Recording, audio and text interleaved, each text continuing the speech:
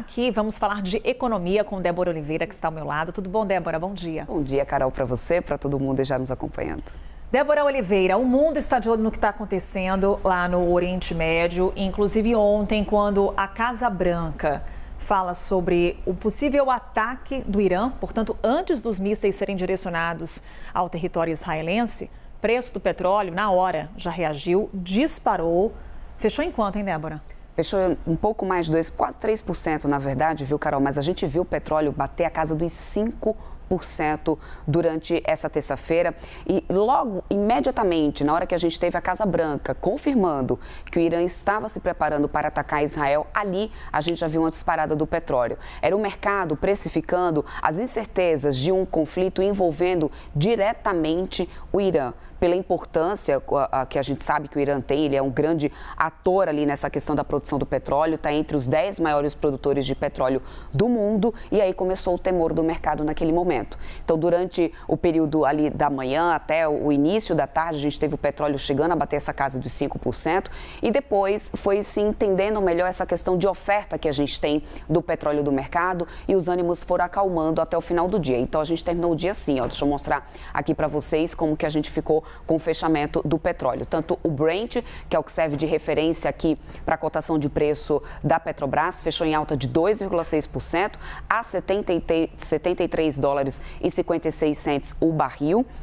E o WTI fechou, que é o que é produzido, que a cotação vai lá à produção dos Estados Unidos, 2,4% de alta, pouquinho abaixo de 70 dólares o barril, que é uma cotação, um preço ali considerável, considerado interessante realmente para a cotação do barril do petróleo. E eu lembro que aqui, viu, Carol, a gente teve, só para vocês terem uma média de comparação, quando a gente teve a guerra estourando lá, envolvendo Ucrânia e Rússia, a gente teve esse barril do petróleo passando da casa dos 100 dólares, tá? E por que essa grande preocupação? Por causa do Estreito de Hormuz, que a gente também vai falar sobre isso, né? Pois é, já podemos falar agora então, Débora? Vamos lá, então. Vamos lá. Olha, só para vocês entenderem, a gente tem ali nessa região do Irã, e é por isso que é essa grande preocupação em relação ao preço do petróleo, a passagem de 30% até 30% de todo o petróleo que é consumido no mundo. E aí eu fui atrás de um mapinha aqui para poder a gente conseguir se localizar e entender a importância do Estreito de Hormuz e os números, né? O que passa tanto por aqui. Aqui a gente tem o Irã, aqui a gente tem a Arábia Saudita e é importante dizer que é nessa região aqui do Golfo Pérsico onde a gente tem uma grande produção de petróleo, cerca de 20 milhões de barris, a gente sabe que passa por aqui por dia. Estreito de Hormuz é essa região aqui, gente.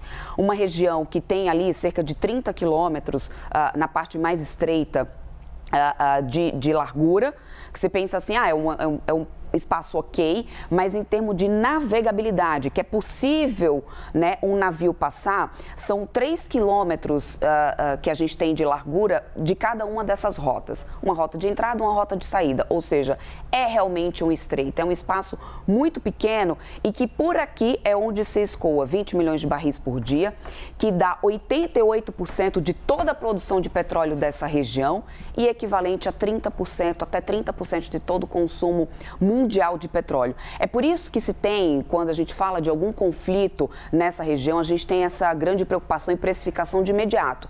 Porque se a gente tem ataques vindo de Israel, que está para essa região aqui, para o Irã, a gente pode estar comprometendo aqui esse estreito. Se a gente para esse estreito, aí sim é onde pode vir uma preocupação de um impacto maior nessa questão do preço do petróleo, da oferta de petróleo, porque por ali tem 30% do consumo, ou seja, só para vocês entenderem, é uma região muito pequena por onde passa uma grande produção de petróleo e que realmente acaba se tornando essa região muito delicada nesse momento do conflito. E quando a gente fala de alta de petróleo, é impacto na economia mundial, Débora? Sim. Se a gente para em casa, né, quem está nos assistindo deve estar pensando assim, o que eu quero saber, o que é o Estreito de Hormuz, qualquer... Gente, aqui para o brasileiro, pensando no nosso dia a dia, se a gente fala de uma escalada do preço do petróleo, a gente está falando de um combustível mais caro, por exemplo.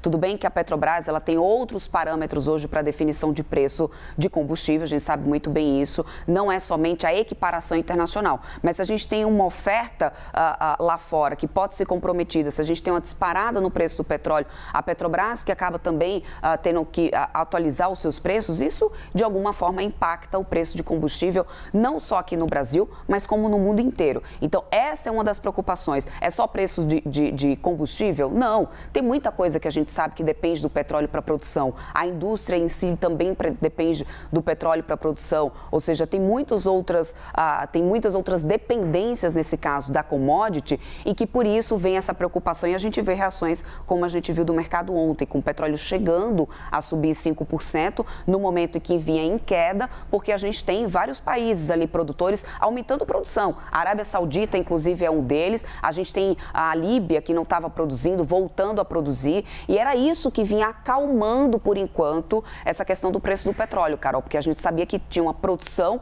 e uma oferta no mercado hoje, diferente da situação como a gente tinha lá atrás, por exemplo, quando a gente estourou a guerra na Ucrânia e Rússia. Olhando para fatos recentes, a gente observa a oscilação do preço do petróleo e o quanto que ele responde a ataques nessa região do Oriente Médio. Quando a gente falava, por exemplo, dos ataques dos Houthis no Mar Vermelho, o como que o barril do petróleo acabou respondendo quase que de forma imediata diante do que estava acontecendo. Exatamente isso, que era a questão da percepção, né, Carol, do tamanho do risco que a gente pode ter em relação à oferta. Naquela questão dos ataques dos Houthis, eram navios petroleiros passando ali naquela rota, que utilizam aquela rota, e que se a gente tem aquilo dominado pelos Houthis e isso vai impactar uma rota e proibir ali de alguma maneira o transporte de petróleo, que seria mais ou menos o que aconteceria aqui. Se a gente fecha esse estreito, a gente está empatando aqui uma rota de petróleo, o fornecimento de petróleo no mundo. A mesma coisa acontecia com Houthis naquela situação, nada comparado ainda com o que a gente viu na guerra na Ucrânia e na Rússia, que é a grande preocupação. Se a gente tem um envolvimento diretamente da Rússia ou dos Estados Unidos, aí o patamar vai para outra coisa ali em nível de preocupação em relação à produção de petróleo.